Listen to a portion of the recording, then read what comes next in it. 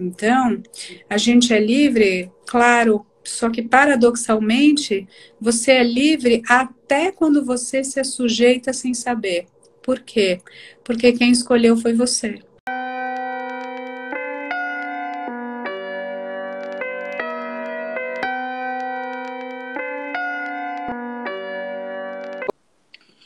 Oi. Olá, vamos lá, mais uma vez. Boa noite a todos e a todas. Sejam muito bem-vindos e bem-vindas à Casa de Cultura do Parque, o espaço plural do diálogo contemporâneo. Para quem ainda não nos conhece, nós oferecemos encontros literários, musicais, oficinas artísticas, educativas e estamos dando prosseguimento à nossa programação remota com o mirante da casa, a prosa que descortina horizontes. Eu sou Gabriel Campos, eu sou educador e roteirista da Casa de Cultura do Parque. Hoje nós temos aqui a psicanalista, professora e escritora Maria Lúcia Homem. Maria Homem, boa noite. Obrigado por estar conosco. Boa noite. Tudo bem? Tudo jóia. Maria Homem, vamos lá.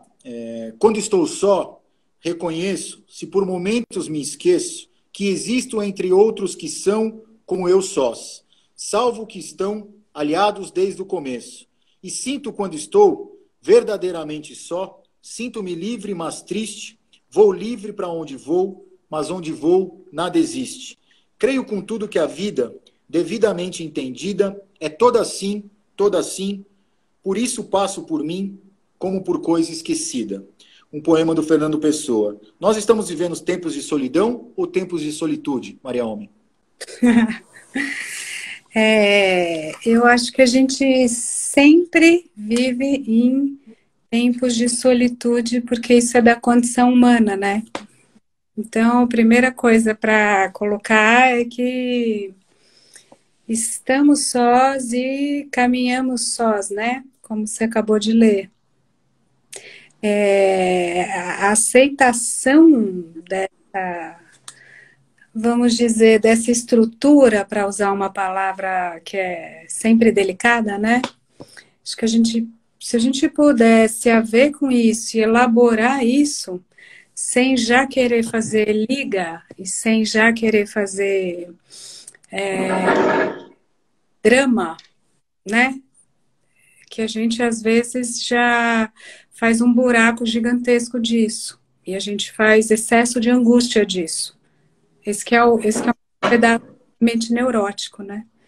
Mas quando eu digo estrutural, enfim, podemos desenvolver isso daqui a pouco.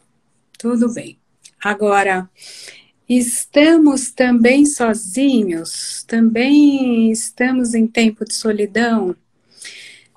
Eu diria que esse é o desafio, e é aí que a gente confunde as duas coisas e vira uma maçaroca, né? Porque talvez a gente nunca tenha perdido possibilidades de disfarçar a nossa própria solidão. Então, aquele burburinho da nossa vida, encontros, desencontros, choros, reclamações, brigas, debates, frustrações, sucessos, conquistas, encontros, chopes, todos eles iam fazendo a gente ficar se ligando, se desligando, ligando, desligando, né? Pondo fio. Sabe aqueles filmes assim antigos que tinha aquelas telefonistas? Sabe? Que tem aquelas cenas assim, daquele que você fica ouvindo aquela ligação e conectando um com o outro. A gente conseguiu fazer muito pior, porque não é um a um, não é um cabo que conecta num buraco. Milhões de cabos conectados simultaneamente, né?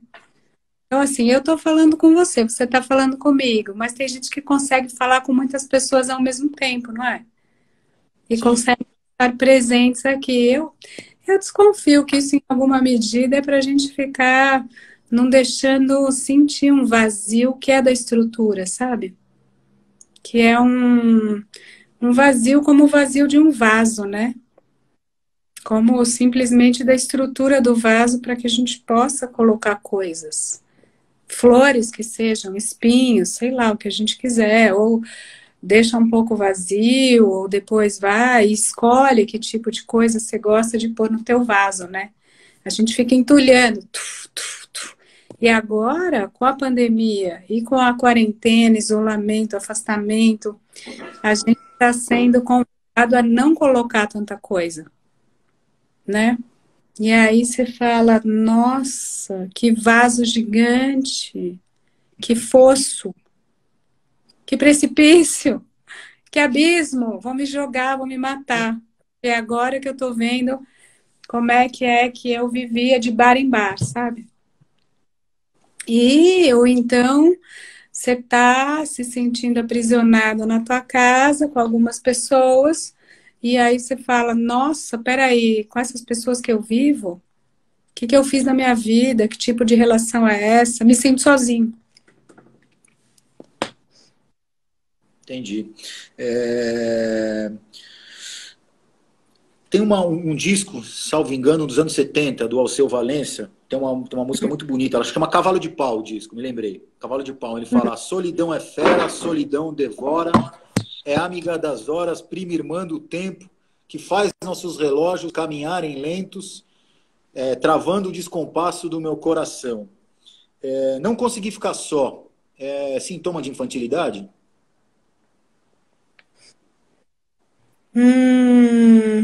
É uma boa pergunta, hein? Você preparou bem as perguntas, hein, Gabriel? Tem poema, tem música, tem beleza.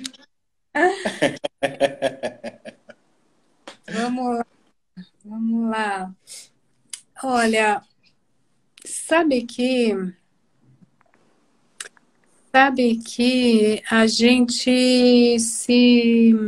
Eu mesma vou falar uma coisa que eu mesma talvez contribua para um sentimento assim que a gente anda tendo, anda escutando muito assim, ah, isso é muito infantil. Ah, tô sendo infantil, isso é infantilidade.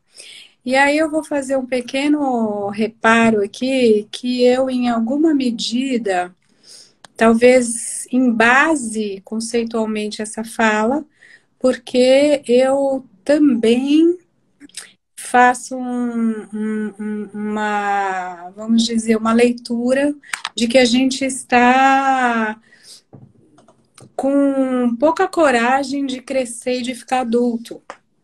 E faz muito tempo que eu tenho pensado isso. Lá atrás, escrevi até um texto de um mundo muito pueri, sabe? Muito pueril. Então, é uma expressão antiga, né? Puerimundi, o mundo das crianças, do pueril, do infantil. Então, por um lado, sim, sim. O que é não poder estar só, em alguma medida, é você se prender a um lugar que é aquele, né, no qual todos os humanos e mamíferos vêm ao mundo, que é de uma extremíssima dependência de um outro, sobretudo o primeiro grande outro materno. Então, sim, é sozinho. Não existe, por definição. Eu sempre volto nessa imagem, aquela imagem famosa do Winnicott. Não tem um bebê. Não existe bebê. Existe sempre um bebê com seu invólucro, que é alguém que lhe ampara. Seja a mãe, o pai, o berço. Um bebê solto na natureza, humano. Nossa. Mas nem 2, 3 adultos humanos soltos na natureza conseguem sobreviver. Por isso que a gente se agrega e a gente se submete toda a psicologia das massas e faz alianças. Então, sim, em alguma medida, fazer esse grude, grude, grude de maior dependência é uma posição que remete à nossa constituição mais primária. Agora, por outro lado, não é totalmente infantil. Por quê? Porque para voltar no começo da conversa, né, e voltar nessa distinção. Essa condição nossa, que eu mesma coloquei como estrutural, e eu chamo de solitude para diferenciar dessa solidão, ela não necessariamente te colocaria como um adulto sábio, maduro e só. Por quê? Porque a gente faz elo, a gente faz laço social. Então, eu, particularmente, se eu vou deixar algum testemunho aqui, eu gostaria de dizer que eu acho interessante poder ser um ser de linguagem, poder trabalhar com isso justamente e fazer elo. Fazer alguns lá, alguns especiais, alguns mais próximos, mais íntimos, mais, né, densos, e conviver com pessoas que eu conheça melhor e que me conheçam melhor. Então, eu não posso dizer que eu me sentiria só no sentido de sozinha, né?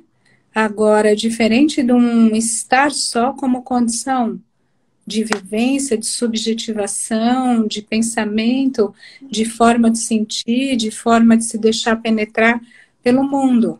Então, de alguma maneira, será que a gente não pode se reperguntar do tipo de laço que a gente constrói, do tipo de laço que a gente faz ou não faz e nem sabe fazer?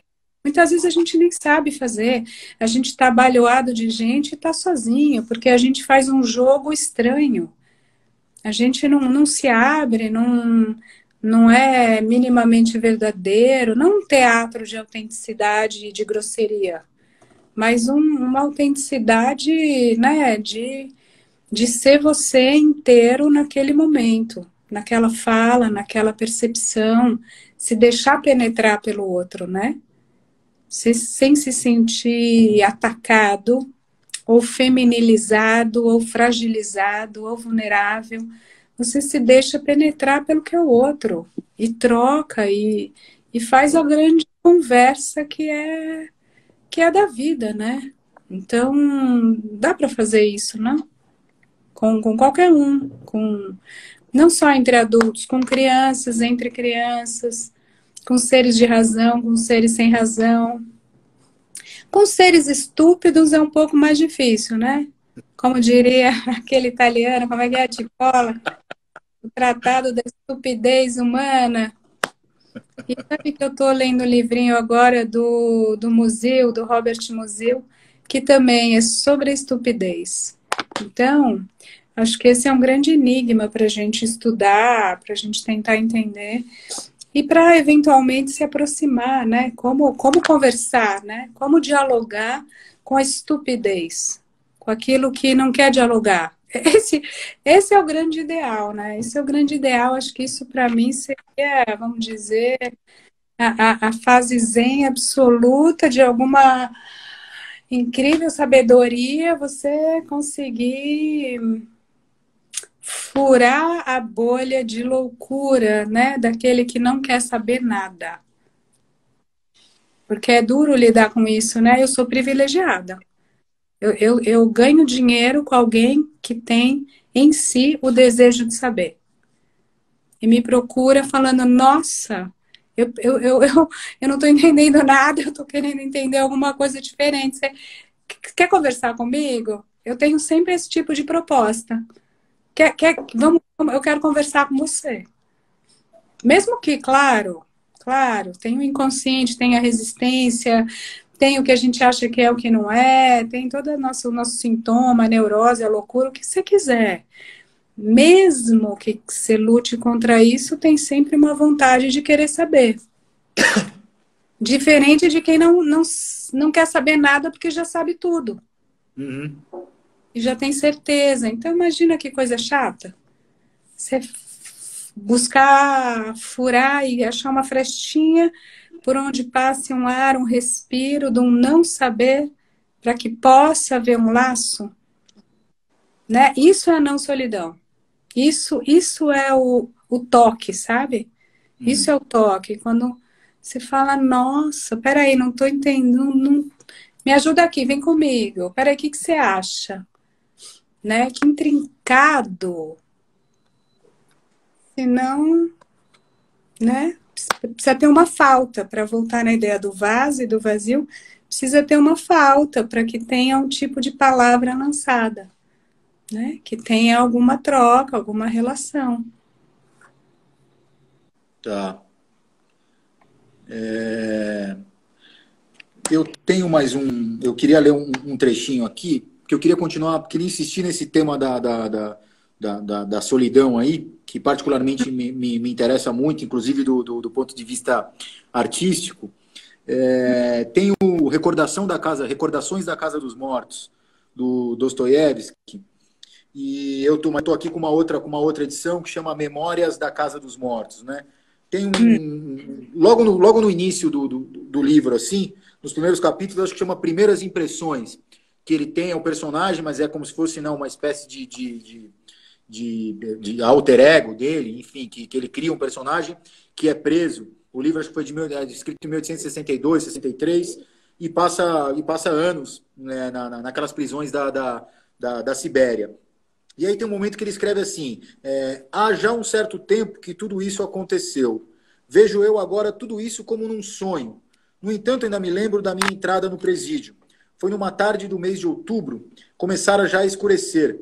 Os presos voltavam do trabalho, preparavam-se para fazer a chamada. Um suboficial de grandes bigodes foi quem veio abrir-me as portas dessa estranha casa, onde eu havia de passar tantos anos e sofrer tantas comoções, que, se não as tivesse experimentado, eu mesmo não poderia fazer delas uma ideia nem sequer aproximada. Por exemplo, nunca pude compreender este fato estranho e misterioso de que, durante os 10 anos precisos que durou a minha clausura, nenhuma só vez, nem por um minuto sequer, me visse só. Eu queria pensar a solidão no seu contrário. Se a gente pensar um pouco, eu li uma entrevista sua muito interessante para a revista Cláudia, em que você fala um pouco da arquitetura, como a arquitetura da cidade, né, mudou, e eu estou pensando um pouco também na geografia da cidade, porque existe a questão do confinamento, existe a questão do estar só, obviamente para quem pode ficar só, mas tem a questão das pessoas que moram. No meu caso, por exemplo, numa república estudantil, quem tem um modelo de vida co-living, quem mora, enfim, nas comunidades carentes, e aí nesse momento você fica o tempo inteiro com alguém do seu lado. Então, queria que você falasse, explanasse um pouco para a gente essa questão do não estar só nem um minuto, não ter esse espaço de respiro também. Poder estar só é um luxo. É um luxo de qualquer ponto de vista, mas basicamente de 3. Materialmente, espacialmente. E é isso que você observou, que eu sim falei, que é uma invenção da modernidade, né? Esse lugar do indivíduo. Já vamos abrir um pouco para isso. 2, psiquicamente, subjetivamente, você sustentar esse estar só, sem se angustiar muito, sem se agoniar, sem partir, que é isso que a gente falava há pouco, né? E 3, você precisa de tempo. Você precisa de condições, vamos chamar assim, sociopolíticas, que te permitam se dar o luxo de não precisar estar sempre com alguém, seja na sua casa, seja no seu trabalho, seja no tipo de estrutura para ganhar a vida que você construiu para você ou da qual você é objeto. Então, é um luxo. Vamos abrir esse pequeno tripé aqui e falar um pouquinho.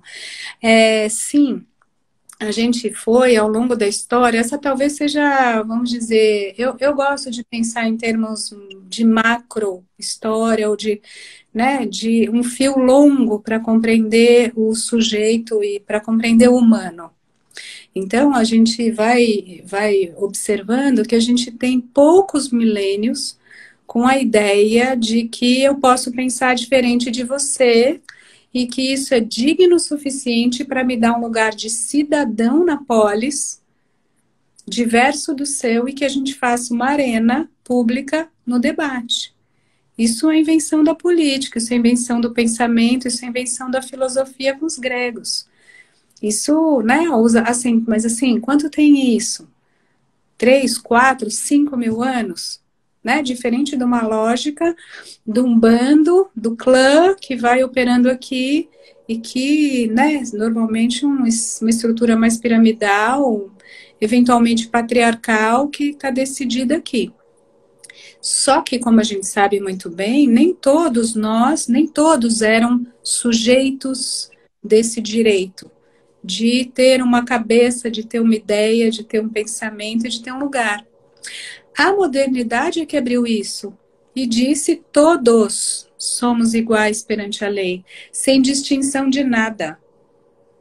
Isso na letra, né? Não sei se a gente está conseguindo operar, todo um outro debate, as ruas estão aí, enfim, aí a gente não vou entrar nisso agora, mas assim, tem distinção de classe, cor, raça, gênero, credo, religião, etnia, o que você quiser.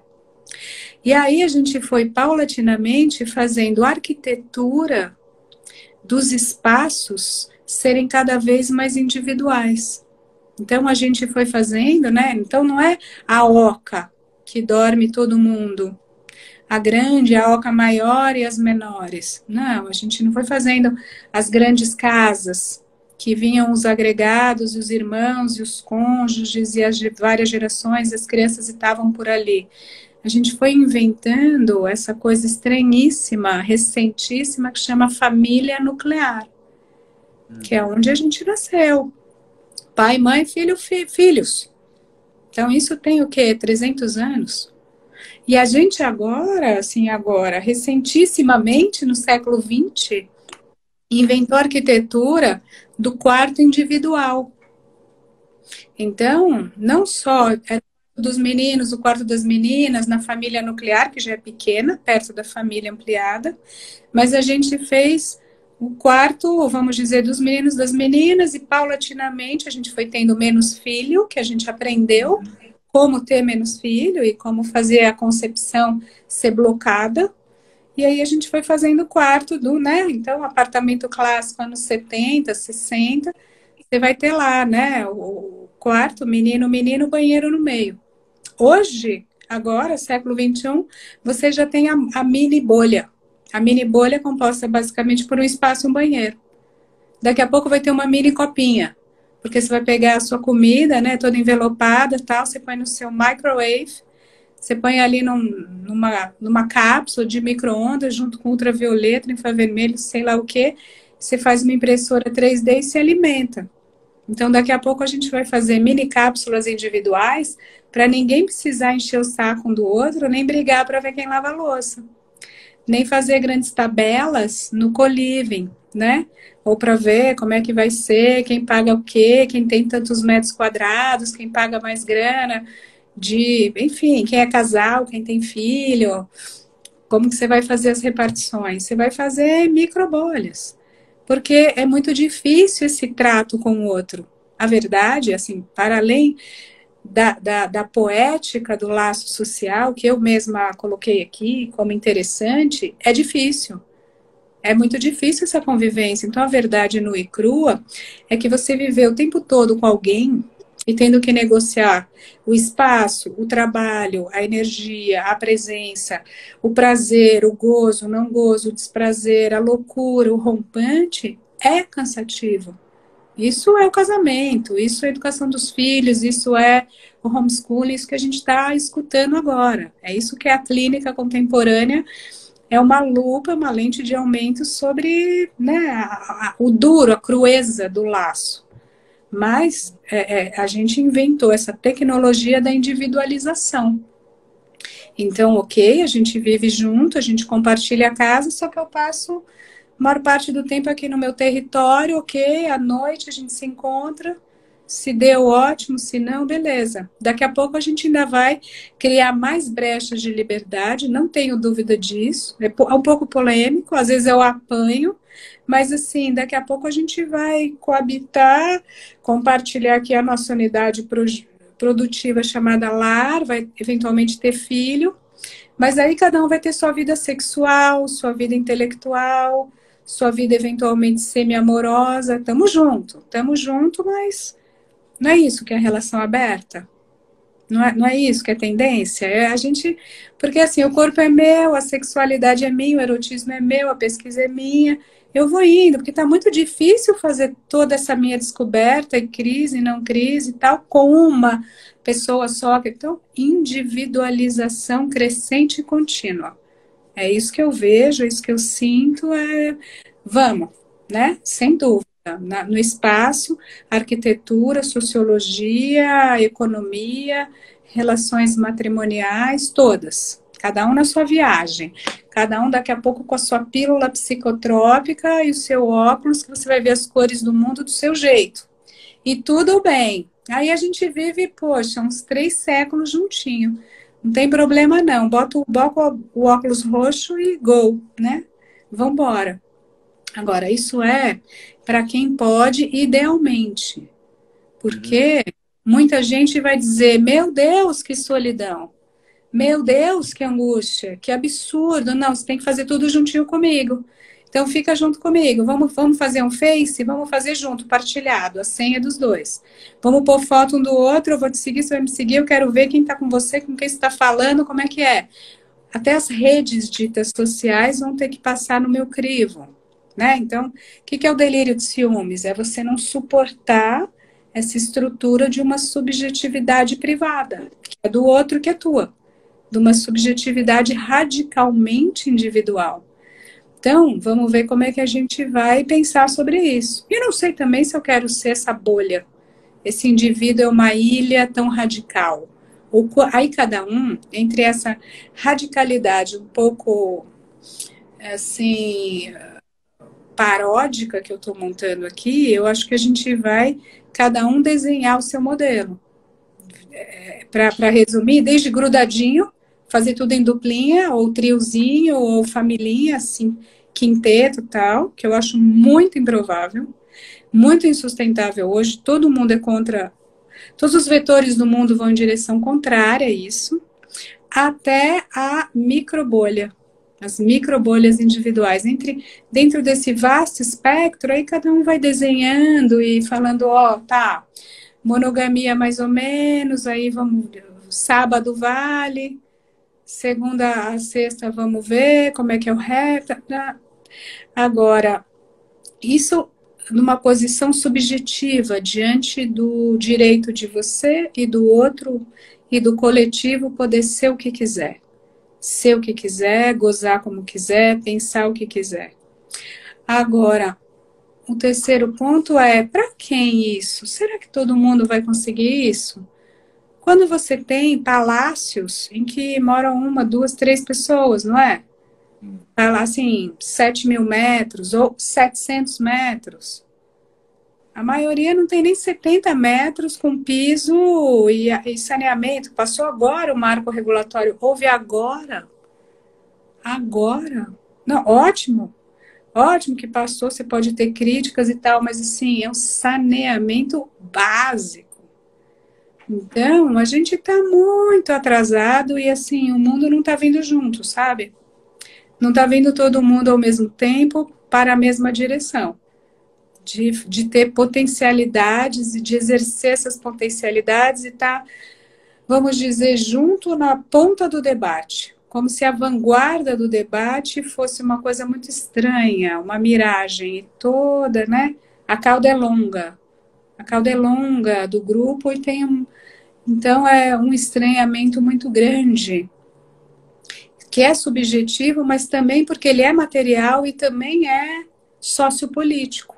Não faz parte da realidade de muita gente isso, porque nem dá, porque a gente tem que estar junto para se ajudar. Ou você fica com meus 3 filhos aí no seu quintal, ou eu não vou ser a cuidadora dos filhos da minha patroa. Então, assim, temos que fazer junto. Ou minha mãe cuida do meu filho, ou, né? Então, tem muitas avós e bisavós que vão cuidando dos filhos das outras moças de outras gerações que estão por ali.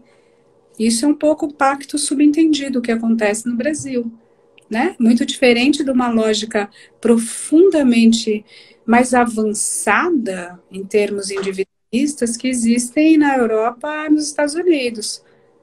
No Japão, nas economias ultra avançadas, né? Você sai de casa com 18 anos nos Estados Unidos, você não fica... Escuta, você vai sempre estudar em outra cidade. E se não é outra cidade, você aluga um lugar e vai viver lá. E você vai ver teus pais 4 vezes por ano. Thanksgiving e tal. Cheers, Gabriel. Cheers. Saúde, saúde. Olha só, eu gostaria de lembrar a todos e a todas que estão nos acompanhando aqui que esse é um projeto do Educativo, então tem algumas referências. Na verdade, não é Hoje a nossa conversa é atravessada pela psicanálise e suas interfaces, mas não é uma conversa sobre livros ou sobre filmes, é uma conversa entre livros e entre filmes, de modo que a live não é um fim em si mesmo, né? Ela é um meio para um projeto do educativo em que, posteriormente, todas as referências faladas, os livros mostrados aqui, essa nossa conversa, os links, filmes, isso vai estar lá no nosso site, no nosso canal do YouTube, enfim, para que todos e todas tenham acesso, tá? E falando em livro, eu não posso deixar de mostrar um aqui, que você estava comentando um pouco dessa questão da organização do lar, eu só consegui ler, por enquanto, a introdução e o primeiro capítulo. Eu sei que saiu o contrário, mas, Mulheres e Caça às Bruxas, da Silvia Federici, tá? Da Boitempo. Eu estou mostrando esse livro aqui porque eu fui, enfim, vi algumas lives que você fez, entrevistas que você deu, li as coisas que você escreveu e tentei associar com algumas outras leituras. E esse é um livro que eu acho que é primordial, interessante para a gente começar, para a gente compreender a questão do patriarcalismo. Eu queria que você falasse um pouco da organização do lar, e principalmente quando a gente está vendo um índice muito alto aí de violência doméstica durante o confinamento. Né? Como a Federici vai, como a gente trabalhou, né? Eu contar no nosso livrinho, né? Que é Coisa de Menina, que por acaso está aqui em algum lugar. Espera aí que eu vou te mostrar também. Aqui, ó. Coisa de Menina, uma interrogação que foi pela Papiros. E aí, o que a gente falou? Exatamente isso. Como que o lugar da mulher na cultura ocidental, ele já nasce como um lugar de menos valor e de bode expiatório, onde se engendra, até um termo do Contardo, que é um termo forte, uma verdadeira misoginia, como base recalcada e oculta da cultura ocidental. Ela toda não é só patriarcal, não é só machista, ela tem um ódio à mulher. Ela tem práticas recorrentes, sistemáticas de ódio, de destruição e perseguição, sobretudo ao corpo da mulher, ao desejo da mulher e à liberdade da mulher.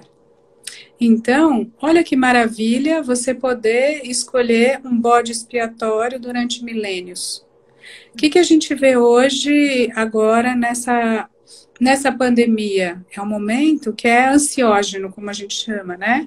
Ele dá mais ansiedade. Sem dúvida, a gente vê um aumento claríssimo de crises de ansiedade, angústia, pânico, transtorno alimentar, raros momentos de epifania e de possíveis descobertas também, que também é preciso dizer, porque acontece. E eu diria, é uma oportunidade para isso, é uma janela de oportunidade. Pega essa ansiedade, pega esse sofrimento e mergulha e vai. Porque é agora. Quando bate fundo e ponto nevrálgico, é aí que você fala, achei o calcanhar de Aquiles que está aqui no coração, né?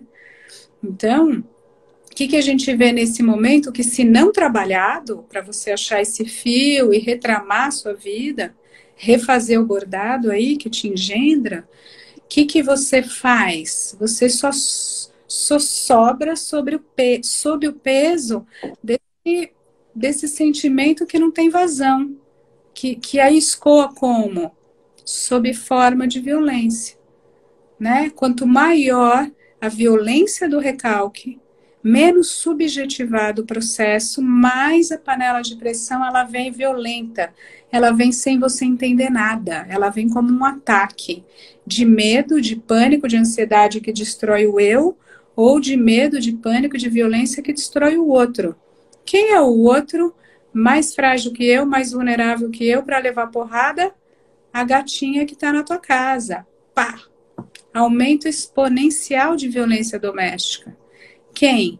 Um monte de pobre, miserável, vagabundo que você vai fazer morrer mesmo por deixar o vírus e bota a galera para trabalhar. Bota para trabalhar mesmo. Não tem esse papinho aí, mimimi, fica em casa. Vamos lá, galera. Vamos lá.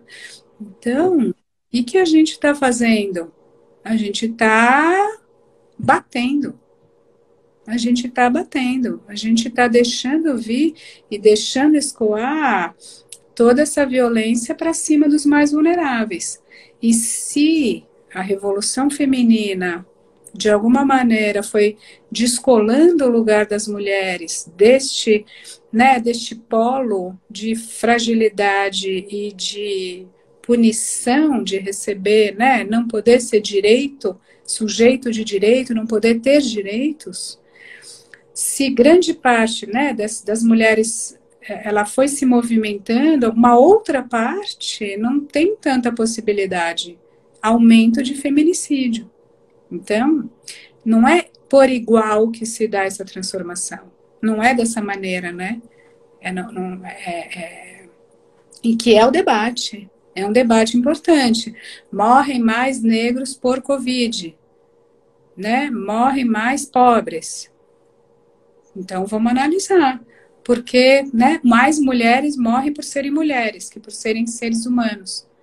Mais mulheres apanham por serem mulheres e por apanhar. Então, que estranha essa matemática. Então, vamos analisar. Vamos fazer, né, fazer os algoritmos que interessam para a gente entender as maneiras com que a gente se organiza. Como grupo, né? Como sociedade, como estes sócios que estão por aqui fazendo essa caminhada que a gente está, enfim, atuando, né? Como a gente diz, é um acting out. A gente atua para fora tudo aquilo que a gente não conseguiu subjetivar, tudo aquilo que não elaborou, que não, né? Por isso que a cultura é muito importante. Aí eu queria fechar com isso, Gabriel. Queria que a gente, né, amarrasse com essa ideia central, que é o trabalho de vocês, né? E por isso que, de alguma maneira, estou aqui. E por isso que eu choro e também quero bater, né, num Brasil de hoje que está deixando de se dar a oportunidade da grande elaboração subjetiva chamada cultura. Não é um luxo, não é de esquerda, não é comunista, não é nem de direita nem de esquerda. Às vezes é. Tudo bem, podemos analisar também, não quero. Podemos politizar, mas é tão mais basal, é tão fundamental você pensar sobre o que é estar vivo num planeta estranho, num universo bizarríssimo que nasceu ali de um excesso de matéria que explodiu e vai lá saber o que tinha antes, vai lá saber para onde vamos, vai lá. Entende? Então, assim, cara, vamos cantar, dançar, fazer poesia, fazer alguma coisa, porque é um enigma, né? É um enigma estar vivo. Então vamos fazer cultura, não tem saída. A gente não precisa se bater. A gente não precisa duelar. A gente está sofrendo igual, entendeu? A gente é uma natureza humanizada, falante, mais ou menos frágil, que não está entendendo muito bem que partícula viral é essa que está gostando de invadir as nossas carnes. Então, assim, cheers, um brinde à cultura, né? Um brinde à cultura e a grande tarefa, né, que nos resta de subjetivar, intelectar, aculturar, cultivar, né? Cultura é de cultivo, né? A etimologia cultivar, né? E poder trocar, poder viver, poder dizer como é que tá aí para você. Tá dando medo? Poxa, para mim também. Como é que é isso? Né? Queria achar um culpado eu também, mas poxa, vamos ver como é que a gente pode resolver aqui. É? Certo. Eu vou mostrar mais um livro aqui. Esse é um autor que, enfim, eu recomendo muitíssimo. Ele é pouco falado, pouco comentado. O Altran Dourado, salvo engano, um autor mineiro, A Barca dos Homens. E aí tem um momento aqui do livro em que um pescador ele tem um ameaço, assim, digamos, de delírios tremens, né? Tem a Madalena, que é o barco dele, Então ele começa a delirar um pouco, isso vai passando, ele está caminhando debaixo de um sol muito forte na praia, e aí ele diz o seguinte: olhou a garrafa, alisou-a, ali estava, brilhante, fechada, misteriosa. Guardava tudo o que a alma, tudo que o corpo podia e pedia. A dor cederia, a moleza, o torpor dariam lugar a uma nova força, e ele de novo viveria. Poderia então enfrentar novamente aquele mar. Ergueu a garrafa em direção à lua. Um ligeiro sorriso mexeu-lhe os lábios. A sua vitória. Não precisava de mais nada, só ela junto dele. Sem ela não podia nem ao menos andar. Quando se sentia perdido, bastava apalpá-la. Ali estava, junto dele. Resistia. Era tão fácil abri-la, tudo estaria resolvido. Não sentiria mais nada. Amanhã seria outro dia.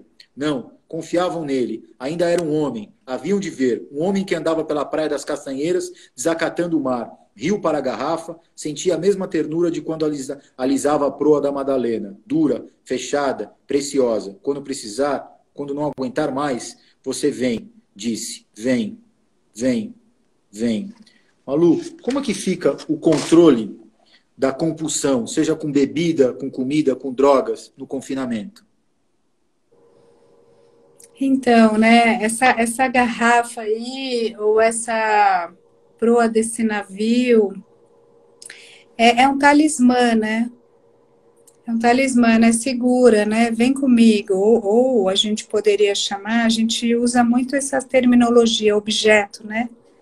O objeto que ele é sempre um objeto psíquico, né? Aquilo que imaginariamente traria uma completude para o sujeito. Isso é até o que a gente poderia dizer do objeto chamado fálico, que está para além e para quem do pênis. Coitado do pobre do pênis, né, gente? Mas ele pode ser um significante daquilo que faltaria e preencheria. Então, o que é o objeto droga? É um objeto talismã. É um objeto que seria o representante ao mesmo tempo do paradoxo do processo inteiro da falta e do preenchimento. Então você vê como a gente realmente não suporta o vazio. A gente não suporta essa imagem de vaso. Por isso que eu estou insistindo nela, eu queria que a gente saísse daqui com ela, porque assim, é só um vaso. Você pode se haver com isso, né? Então, a droga, ela é talvez uma das estratégias mais astutas que a gente inventou para nortear o vazio da vida.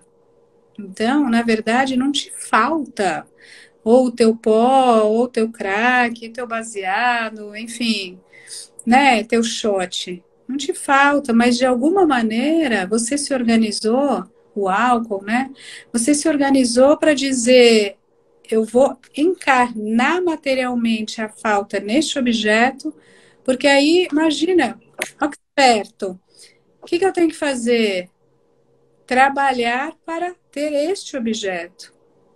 Não é incrível isso? Não é excelente? Então, assim, de toda a multiplicidade do real e daquela confusão, um caso com esse, com aquele, com aquela, gosto disso, gosto daquilo, meu Deus, o que eu faço? Vendo, compro a bolsa, sobe, desce, todas as articulações que a gente tem, todos os nossos sofrimentos, você fala assim, cara, não preciso de nada, só preciso ir para a rua conseguir minha droga. É isso, tá focado. Então, é uma solução muito difícil de quebrar, porque ela tem essa astúcia, né? Então, você teria que montar toda uma cadeia de significação, né? Você tem que quebrar essa liga mágica, né? Porque você instaurar uma lógica fálica é só com pensamento mágico. É só com magia que você fala, não, é tudo, é isso que está aqui. Seja o filho, seja um diploma, seja o dinheiro, seja a droga. Como você quebra isso para colocar toda a pluralidade complexa da vida aqui no meio? Como você abre isso?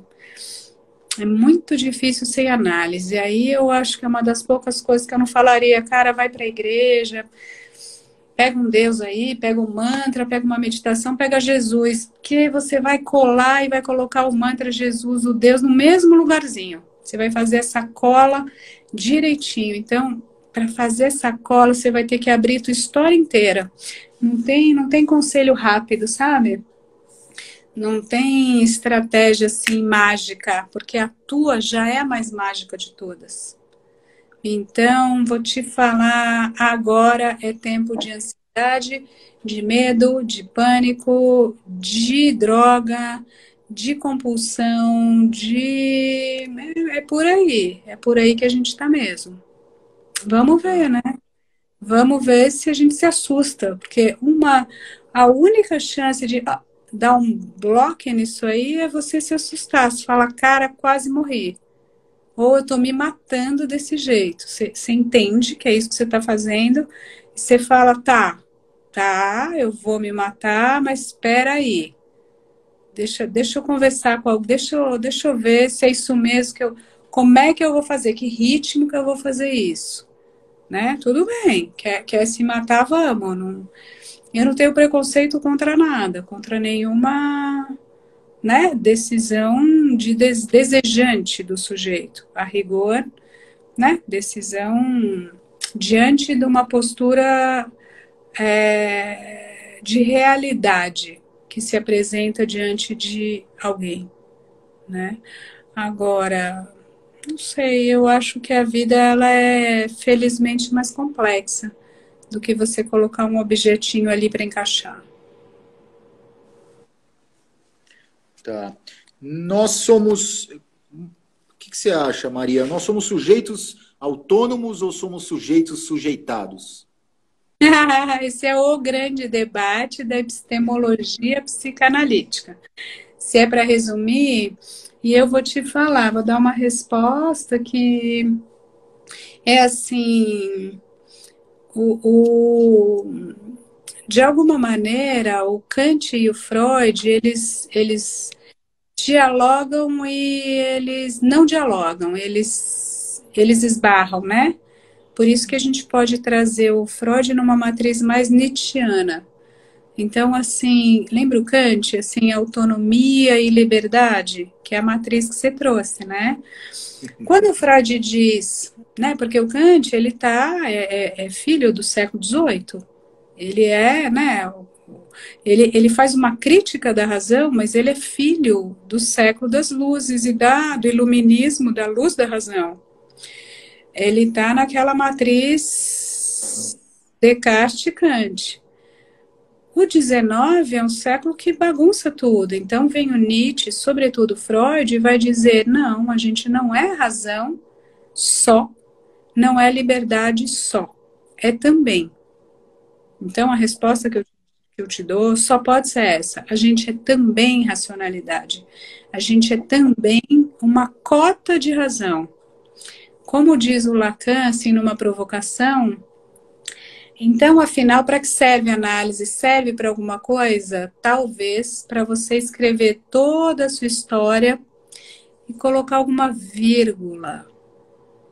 Você põe uma pequena vírgula. Você que trabalha com letra e com livro, que você já, né, mostrou para gente aqui, você sabe que a vírgula é tudo. A vírgula mata o sentido, né? Ela inverte sentidos. Né?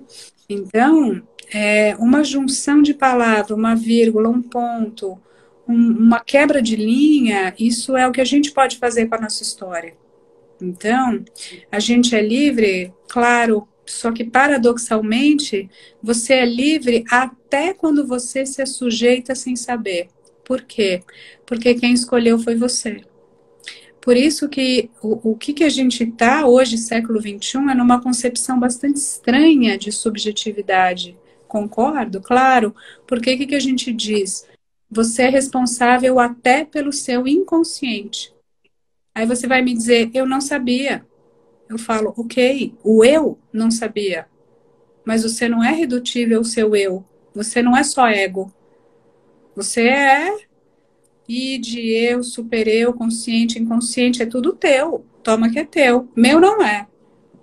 Meu não é. Não sabia? Soubesse. Ah, não deu, não consegui. Bom, então tá. E não é soubesse num sentido de um descaso, é um soubesse assim. Esse é o projeto mais interessante para o humano. Vir a saber do que eu não sabia sobre mim mesmo. Isso é incrível. Eu não sei e eu posso vir a saber. Eu sou livre para vir a saber e, a partir desse novo saber, me reposicionar, me refazer, me reconstruir, e assim vamos. Um desenho certo em construção.